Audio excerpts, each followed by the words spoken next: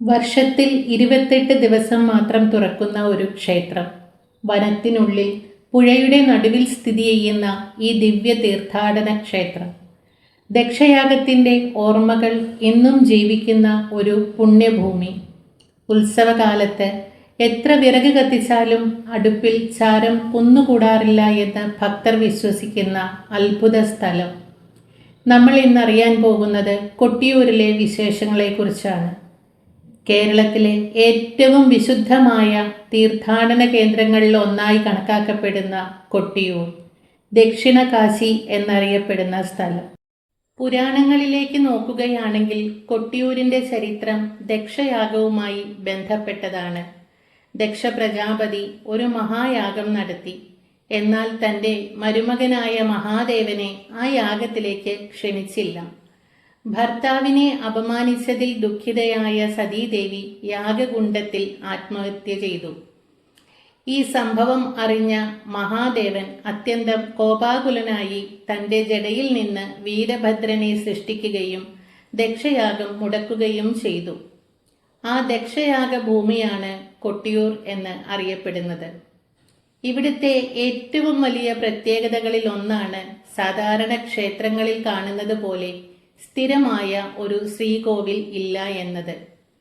പ്രകൃതിയുടെ മടിത്തട്ടിൽ സ്ഥിതി ചെയ്യുന്ന ഒരു ശിലയാണ് ശിവലിംഗ സങ്കല്പത്തിൽ ആരാധിക്കപ്പെടുന്നത്. കൊട്ടിയൂരിൽ പ്രധാനമായും 2 ക്ഷേത്രങ്ങളുണ്ട്, ഇക്കരെ കൊട്ടിയൂരും അക്കരെ കൊട്ടിയൂരും. ഇക്കരെ കൊട്ടിയൂർ വർഷം മുഴുവൻ ഭക്തർക്കായി തുറന്നിരിക്കും. എന്നാൽ അക്കരെ കൊട്ടിയൂർ വൈശാഖ മഹോത്സവ സമയത്ത് മാത്രമാണ് തുറക്കപ്പെടുന്നത്. ഇതാണ് കൊട്ടിയൂരിനെ മറ്റു ക്ഷേത്രങ്ങളിൽ നിന്നും വ്യത്യസ്തമാക്കുന്ന പ്രധാന പ്രത്യേകത. അക്കരെ ക്ഷേത്രത്തിലെത്താൻ ഭക്തർ ബാവലിപ്പുഴ കടക്കണം. പുഴയിലൂടെ നടന്നോ താൽക്കാലികമായ പാലത്തിലൂടെയോ കടന്നെത്തുന്ന ഈ യാത്ര ഭക്തർക്ക് ഒരു യഥാർത്ഥ തീർത്ഥയാത്രയുടെ അനുഭവമാണ് നൽകുന്നത്.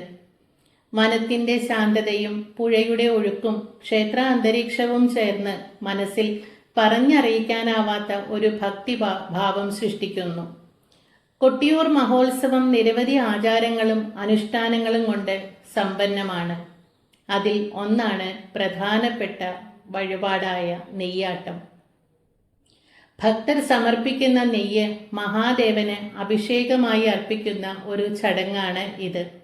കൂടാതെ ഇളനീർ വെയ്പ്പ്, രോഹിണി ആരാധന, വിവിധ വൈദിക ചടങ്ങുകൾ എന്നിവയും ഉത്സവത്തിൻ്റെ പ്രധാന ഭാഗങ്ങളാണ്. കൊട്ടിയൂരുമായി ബന്ധപ്പെട്ട മറ്റൊരു പ്രത്യേകതയാണ് ഓടപ്പൂവ്. വൈശാഖ മഹോത്സവകാലത്ത് ഭക്തർ പ്രസാദമായി സ്വീകരിച്ച് വീടുകളിൽ സൂക്ഷിക്കുന്ന വിശുദ്ധമായ ഒരു വസ്തുവാണ് ഇത്. ഐശ്വര്യത്തിൻ്റെയും അനുഗ്രഹത്തിൻ്റെയും പ്രതീകമായിട്ടാണ് പലരും ഓടപ്പൂവിനെ കണക്കാക്കുന്നത്. ഇതിനു പിന്നിൽ ഒരു ഐതിഹ്യവും പറയപ്പെടുന്നു. ദക്ഷയാഗം നശിപ്പിക്കാനെത്തിയ വീരഭദ്രൻ യജ്ഞാചാര്യനായ ഭൃഗുമുനിയുടെ താടി പറിച്ചെറിഞ്ഞുവെന്നും അത് കൊട്ടിയൂരിൽ പതിച്ചുവെന്നുമാണ് വിശ്വാസം. അതുകൊണ്ട് തന്നെ ഓടപ്പൂവിനെ മുനിയുടെ താടി എന്നും ഭക്തർ വിശേഷിപ്പിക്കുന്നു. നൂറ്റാണ്ടുകളായി തുടങ്ങുന്ന ഈ ആചാരം ഇന്നും കൊട്ടിയൂർ മഹോത്സവത്തിൻ്റെ പ്രധാന ആകർഷണങ്ങളിൽ ഒന്നാണ്. ഇവിടെ മറ്റൊരു വിശ്വാസം കൂടി ഭക്തർക്കിടയിൽ നിലനിൽക്കുന്നുണ്ട്. കൊട്ടിയൂരിൽ നിന്ന് തൊഴുതു മടങ്ങുമ്പോൾ തിരിഞ്ഞു നോക്കരുത് എന്ന്. ഭഗവാനെ ദർശിച്ചു കഴിഞ്ഞ് ആ ഭാവം മനസ്സിൽ തന്നെ നിലനിർത്തണം എന്നൊരു ഭക്തിപരമായ ചിന്തയാണ് ഇതിന് പിന്നിൽ. പക്ഷേ തലമുറകളുമായി പറയപ്പെടുന്ന ഒരു ജനവിശ്വാസം കൂടിയാണിത്. കൊട്ടിയൂരിൽ നിന്ന് ഭക്തർ അത്ഭുതത്തോടെ പറയുന്ന മറ്റൊരു വിശ്വാസം കൂടിയുണ്ട്. ഉത്സവകാലത്ത് ആയിരക്കണക്കിന് ആളുകൾക്കായി ഭക്ഷണം പാകം ചെയ്യുകയും വലിയ തോതിൽ വിറക് കത്തിക്കുകയും ചെയ്യുന്നതുണ്ടെങ്കിലും ആ അടുപ്പിൽ ഒരിക്കലും ചാരം നിറഞ്ഞുകൂടാറില്ല എന്നാണ് പറയുന്നത്. ഇത് ശാസ്ത്രീയമായി തെളിയിക്കപ്പെട്ട കാര്യമല്ലെങ്കിലും ഭഗവാന്റെ അനുഗ്രഹത്തിൻ്റെ ഒരടയാളമായിട്ടാണ് ഭക്തർ ഈ വിശ്വാസത്തെ കാണുന്നത്.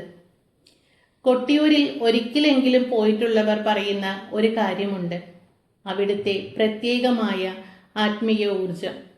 അവിടെ എത്തുമ്പോൾ മനസ്സിന് ലഭിക്കുന്ന ശാന്തത അത് ഒരു വാക്കുകളിൽ വിവരിക്കാൻ കഴിയില്ല എന്നാണ് ഭക്തരുടെ അനുഭവം. ഭഗവാന്റെ അനുഗ്രഹം കൊണ്ട് എനിക്കും ഒരിക്കൽ ആ പുണ്യഭൂമിയിൽ എത്താൻ സാധിച്ചിട്ടുണ്ട്. ആഡംബരങ്ങളോ വലിയ നിർമ്മിതികളോ അല്ല, മറിച്ച് പ്രകൃതിയോട് ചേർന്നുള്ള ആരാധനയാണ് കൊട്ടിയൂരിന്റെ മഹത്വം. ഇവിടെ പ്രകൃതിയും ആത്മീയതയും ഒന്നിക്കുന്നു. അതുകൊണ്ട് തന്നെ കൊട്ടിയൂർ ഒരു ക്ഷേത്രം മാത്രമല്ല, പ്രകൃതിയുടെ മടിത്തട്ടിൽ വിരിഞ്ഞ ഒരു ദൈവീക അനുഭവം കൂടിയാണ്. ഓരോ വർഷവും വൈശാഖ മഹോത്സവ കാലത്ത് കേരളത്തിന്റെ വിവിധ ഭാഗങ്ങളിൽ നിന്നും സംസ്ഥാനങ്ങളിൽ നിന്നും ഒക്കെ ഭക്തർ ഇവിടെ എത്തിച്ചേരുന്നു. എല്ലാവരുടെയും ലക്ഷ്യം ഒന്ന് തന്നെ, മഹാദേവന്റെ അനുഗ്രഹം തേടുക. ജീവിതത്തിലെ സങ്കടങ്ങളും പ്രയാസങ്ങളും ഭഗവാന്റെ പാദങ്ങളിൽ സമർപ്പിച്ച് മനസ്സിന് ശാന്തി കണ്ടെത്തുക. നിങ്ങൾ കൊട്ടിയൂരിൽ പോയിട്ടുണ്ടോ? ഇത്തവണ നിങ്ങൾ പോകുന്നുണ്ടോ? ഈ വർഷം കൊട്ടിയൂർ മഹോത്സവത്തിൽ പങ്കെടുക്കാൻ സാധിക്കുന്ന ഭക്തർ തീർച്ചയായും ഭാഗ്യവാന്മാരാണ്. പോകാൻ കഴിയാത്തവർക്ക് പോലും മഹാദേവന്റെ അനുഗ്രഹവും കടാക്ഷവും ഉണ്ടാകട്ടെ എന്ന് നമുക്ക് പ്രാർത്ഥിക്കാം. ശംഭോ മഹാദേവ. ഹര ഹര പാർവതീ പദയേ നമ. ഹര ഹര മഹാദേവ. ഈ വീഡിയോ നിങ്ങൾക്ക് ഇഷ്ടമായെങ്കിൽ ലൈക്ക് ചെയ്യാനും ഷെയർ ചെയ്യാനും സബ്സ്ക്രൈബ് ചെയ്യാനും മറക്കരുത്. നിങ്ങൾ കൊട്ടിയൂരിൽ പോയിട്ടുണ്ടെങ്കിൽ നിങ്ങൾക്കുണ്ടായ അനുഭവം കമന്റിലൂടെ പങ്കുവയ്ക്കുമല്ലോ. ഹര ഹര മഹാദേവ.